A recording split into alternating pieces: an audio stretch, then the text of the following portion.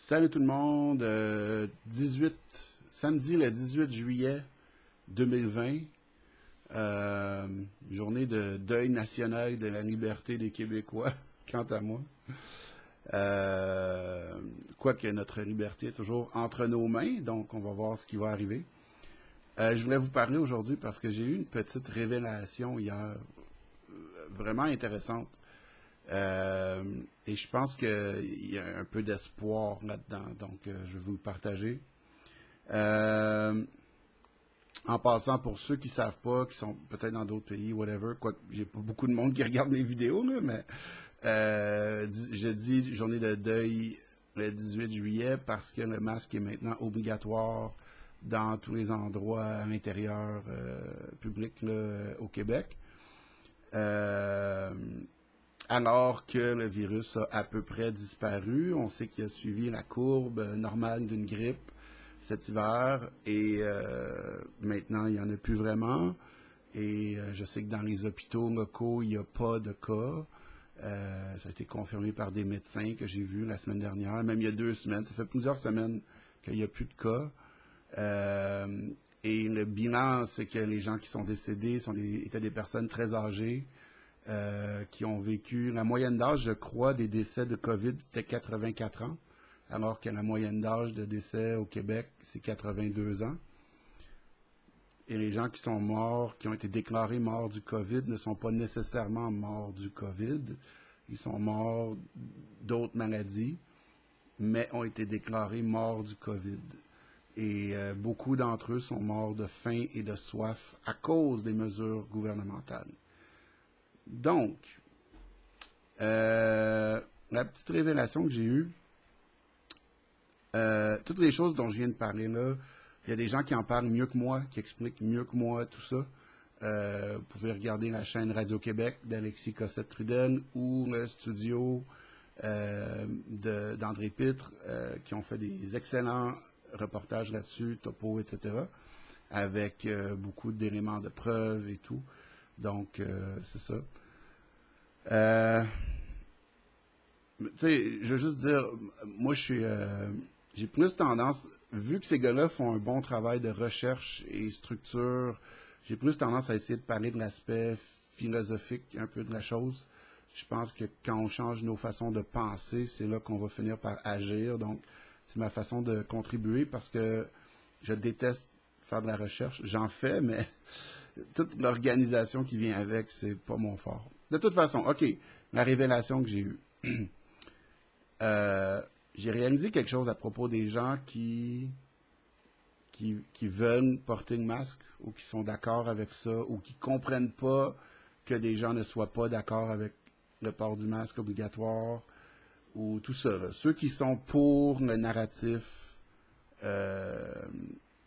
gouvernemental et médiatique là, qu'on nous sert depuis le début de l'année, dans le fond. Là. Ben, depuis toujours. J'ai réalisé que, tu sais, Alexis Cossette-Trudel de la chaîne Radio-Québec disait ces gens-là sont dans la peur. Il disait ça dans un récent web journal qu'il a fait. Il disait ça donne rien de leur donner des arguments comme quoi le masque n'est pas efficace. Moi, je trouve que le fait que c'est écrit sur la boîte du masque que le masque ne protège pas du COVID, c'est comme un argument pas pire. Mais il dit ça donne rien parce qu'il y a des études qui prouvent aussi, qui démontrent aussi que le masque peut être efficace. Donc, tu sais, c'est balancé là-dessus. C'est pas nécessairement tout un ou tout l'autre. Il y a des scientifiques, des études qui montrent, qui sont pour, d'autres qui sont contre. Et donc, lui disait, les gens veulent porter le masque parce qu'ils ont peur. Ils ont peur du virus et la meilleure stratégie, c'est de leur démontrer, de leur faire comprendre que le virus, c'est fini. C'est essentiellement terminé. Oui, il y a des cas qui sont recensés parce qu'il y a beaucoup de tests qui sont faits et c'est normal que dans notre système, on garde des traces de ce virus-là sans qu'il y ait été nécessairement, sans qu'il y ait eu des symptômes. Et moi, ce que j'ai réalisé, la révélation que j'ai eue hier, c'est que, oui, il y a des gens qui ont peur du virus, mais Je pense que pour beaucoup de gens, la peur du virus, c'est une excuse. Une excuse pour cacher une autre peur. Tu sais, des fois, psychologiquement, inconsciemment, on va se jouer des petits tours, tu sais. Et j'ai l'impression que les gens utilisent la peur du virus comme une excuse pour porter le masque, comme une excuse pour suivre toutes les règles qu'on leur donne. Mais la vraie peur, selon moi, c'est pas ça. La vraie peur qui se cache derrière, c'est qui terrifie ces gens-là. Et ces gens-là, je veux pas les séparer de nous. Tu sais, c'est ceux d'entre nous qui décident de porter le masque et de suivre tout ça. La vraie peur, c'est... Je crois qu'ils ont peur que les rumeurs soient vraies. Que les rumeurs qu'ils entendent, malgré eux, depuis 5 ans, 10 ans, 15 ans, 20 ans et plus, soient vraies. Que peut-être il y a des gens qui sont au pouvoir, qui n'ont pas nos intérêts à cœur, qui ont un autre agenda, que peut-être on n'est pas vraiment en démocratie, que peut-être que le travail acharné qu'ils ont fait toute leur vie pour pouvoir payer des impôts, peut-être qu'ils se sont fait avoir avec ça. Peut-être que c'était un peu une arnaque. Je crois qu'ils ont très peur de ça. Pensez-y comme il faut, tu sais. Moi, je suis chanceux chanceux. J'ai un certain bagage. Tu sais, j'avais un père qui était très rebelle, qui était très allumé sur certaines choses par rapport au gouvernement, par rapport à... il l'est encore, là, il est encore en vie. Et ma mère qui était complètement opposée, mais je veux dire, j'ai été quand même... on m'a montré certaines choses, on m'a dit certaines choses qui m'ont fait douter. T'sais, mon père m'a surpris un jour quand il a dit si je pouvais te signer un papier pour plus que tu ailles à l'école, je le ferais. Puis moi-même, qui détestais l'école, j'ai été surpris. Mais éventuellement, j'ai compris parce que j'ai vu un peu quel genre de système c'était. Bref, j'ai un certain background, j'ai été exposé à certaines choses qui me permettent de voir, de considérer des angles différents. Et je crois que c'est ça qu'il faut réussir à faire, tu sais.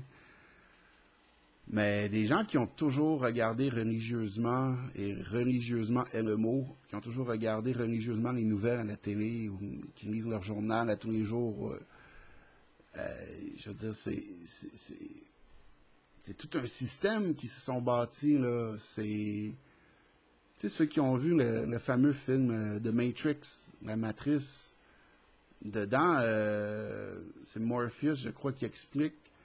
Il dit d'habitude, après avoir été repêché Neo, il dit d'habitude, on réveille pas des gens à un certain âge parce que leur cerveau est trop, je sais plus comment il dit là, mais ils sont pas prêts à prendre, c'est un trop gros choc, ils sont pas capables de s'en remettre. C'est ça que les gens vivent, c'est pour ça qu'ils portent le masque, pour justifier tout ce qu'ils font, pour justifier j'ai envie de dire leurs erreurs, je m'excuse, mais leur erreur de jugement ou les comportements qu'ils ont depuis si longtemps, qui ne viennent pas d'eux, qui leur ont été imposés par le système. Et ça, c'est quelque chose, briser ça sur l'orgueil, ça fait mal. Puis la peur aussi qui vient avec la réalisation que on est dans un système hostile, on est en guerre, en quelque part. On est comme attaqué, tu sais. Puis non, on n'est pas attaqué par les masques comme tels. On est attaqué par, tu sais, les masques, c'est une étape de conditionnement pour apprendre aux gens à être séparés, pour apprendre aux gens à se fermer la gueule et pour apprendre aux gens, quand on vous dit de faire quelque chose, vous le faites au nom de la sécurité, au nom de votre soi-disant santé, alors que le masque est très nuisible pour la santé et contribue à propager des virus. C'est le docteur Arruda qui l'a dit. Il a aussi dit que c'était illégal d'imposer le masque. Aïe, aïe, aïe, aïe, aïe. Écoutez, je veux pas que mon vidéo soit trop long. J'en ferai un autre s'il faut, là, mais en gros, c'est ça. moi, je vois ça comme quelque chose d'un peu positif parce que on arrive enfin à cette confrontation-là nécessaire, ce crevage d'abcès absolument nécessaire où les, les, les endormis vont se faire réveiller. Ils se font réveiller. Et nous, ceux d'entre nous qui comprennent que tout ça est une grosse arnaque, que oui, il y a un virus, mais non, c'est pas la pandémie du siècle. Ce n'est pas une pandémie. Ça n'a pas les chiffres requis pour être considéré comme une pandémie. Et aussi, je veux dire ça aussi, un des dangers réels, c'est que pour justifier ce que les gouvernements ont fait, pour que les gouvernements puissent justifier toutes les mesures, la seule façon de justifier ça et de ne pas avoir l'air de ce qu'ils sont, là, de fous, de psychopathes, il faudrait qu'il y ait beaucoup de morts. Il faudrait que le virus cause vraiment beaucoup de morts. Là, il pourrait justifier. Donc, il faudrait qu'il y ait soit une deuxième vague très forte ou... Et moi, ce que j'observe des mesures qui sont prises, c'est qu'ils font tout pour qu'il y ait des morts, puis pour qu'il y ait que ça cause plus de problèmes que ça a besoin d'en causer. Donc, il y a un certain danger, là. Moi, ce temps-ci, j'ai un petit problème de santé qui n'a rien à voir avec le COVID, là, mais je fais affaire avec des médecins, tout ça, et je me sens pas très en sécurité d'être auprès de ces gens-là. Mais bon, c'est une autre histoire. Donc, c'est là qu'on est rendu. Je vais probablement essayer de faire là, je suis limité dans le temps, mais je vais essayer de faire une vidéo pour parler des pistes de solutions. Mais en gros, je veux quand même vous inviter demain. Je suis en train de chercher dans mes documents pour trouver l'information. C'est pas demain, c'est le 19. Oui, le 19. Donc, dimanche, le 19 juillet, à Montréal, devant le 770 rue Sherbrooke-Ouest. C'est au centre-ville, près du métro McGill. C'est en face de l'entrée du campus de l'université McGill. Donc, demain, dimanche, le 19 juillet, à midi, il y a une manifestation, une marche contre les masques, organisée par March to Unmask. J'ai pas d'autres informations que ça. J'ai vu la photo passer. Donc, s'il vous plaît, faites vos recherches. Il y a beaucoup d'informations intéressantes qui circulent. On sait qu'au niveau légal, il y a des gens qui essaient de faire des choses. Je ne sais pas si j'ai beaucoup d'espoir. Je crois que cette démarche-là va servir à exposer le fait que les juges sont aussi corrompus que les politiciens. Je dis les politiciens parce que il n'y a pas eu d'opposition au port du masque. Il n'y a pas eu un seul politicien québécois qui a dit quoi que ce soit. C'est vraiment extrêmement décevant. Mais encore une fois, tu sais, une chose que j'ai dit il y a longtemps, il n'y a pas et il n'y aura pas de sauveur. Pour les gens éveillés, tu sais, pour les endormis, la peur à surmonter, c'est la peur que nous autres, on ait raison. C'est la peur que les rumeurs soient vraies et qu'on est dans un système tyrannique, etc., etc. Pour les éveillés, le défi, la peur à surmonter, c'est la peur de réaliser qu'il n'y aura pas de sauveur. C'est nous qui allons devoir faire le travail. Peut-être physiquement, comme en Islande, où le peuple est rentré dans le Parlement pacifiquement, mais ils ont pris tout leur gouvernement, ils ont dit « Bonjour, nous vous mettons à la porte, s'il vous plaît, allez-vous-en. Vous n'avez plus d'emploi, bye-bye. » Ils ont foutu leur gouvernement en entier dehors. Et ils ont mis des banquiers Rothschild en prison. Ça a pris du temps, là, c'est passé par des cours, tout ça, mais ils l'ont fait. Donc, le reste de la planète vont devoir faire quelque chose de similaire, quelque chose d'égal, quelque chose d'aussi fort que ça, éventuellement. Et c'est pas vraiment compliqué, tu sais, comme cette histoire de port du masque. Ben, si tout le monde était tout de suite, dès l'annonce de Legault, si tout le monde était sorti dans la rue, au lieu de regarder la fin de la conférence de presse, on dit « Bon, t'as-tu assez d'images de moi avec le masque, là? Bon, où t'es ça? » Tu sais. Au lieu de regarder ça, là, comme... Tout le monde était sorti dans la rue, là, dit « Hey, fuck you, toi, puis ton masque. » Non. Mais non, on m'a dit « Ah, non, peut-être un virus, on a peur. » Fait que... c'est ça.